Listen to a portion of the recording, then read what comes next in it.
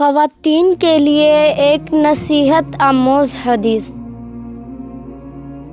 آج کے اس نفس پرستی کے دور میں بے پردگی، بے محابہ مردوں اور عورتوں کا جو اختلاط ہو رہا ہے، الامان والحفیظ، اس طوفان کو روکنے کے لیے خدا ترس برگزیدہ اکابرین نے ہر دور میں اپنی طاقت و ہمت کے مطابق بہت زیادہ کوششیں کی اور اب تک اپنی تقریروں میں اس کے سدباب کے لیے جدوجہد جاری رکھے ہوئے ہیں، مگر آج بھی شہروں کے بازار اور چوک سیر گاہیں، تفریح گاہیں بے پردہ مسلمان خواتین سے بھری ہوئی ہیں نظر آتی ہیں۔ اس میں ذرا بھی کمی محسوس نہیں ہوتی۔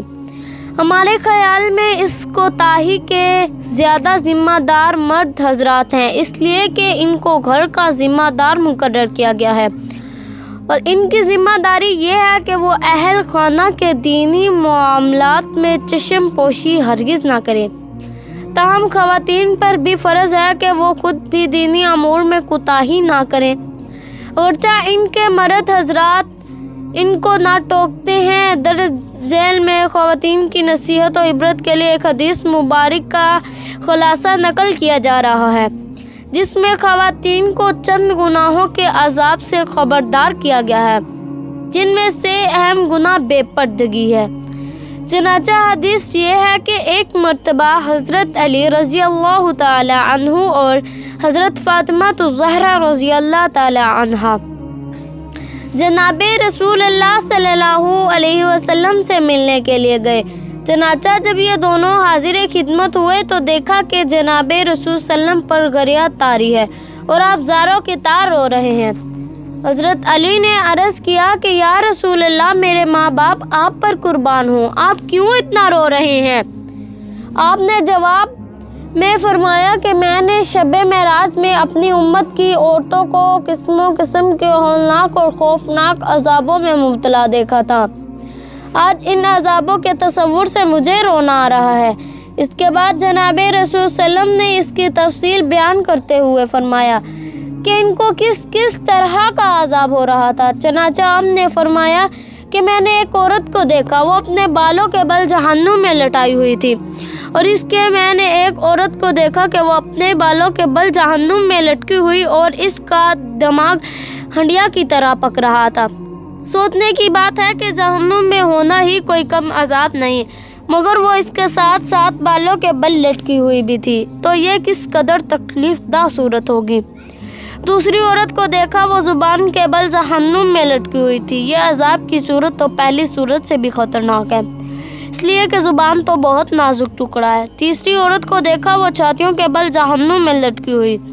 چوتھی عورت کو دیکھا، اس کے دونوں پاؤں سینے کے ساتھ بندھے ہوئے ہیں اور دونوں ہاتھ پیشانی کے ساتھ بندھے ہوئے اور جہنم میں جل رہی ہے۔ پانچویں عورت کو دیکھا کہ اس کا چہرہ خنزیر کی طرح اور باقی جسم گدھے کی طرح ہے، مگر حقیقت میں وہ عورت ہے اور اس کو سانپ بچھو لپٹے ہوئے ہیں اور اس کو مسلسل ڈس رہے ہیں۔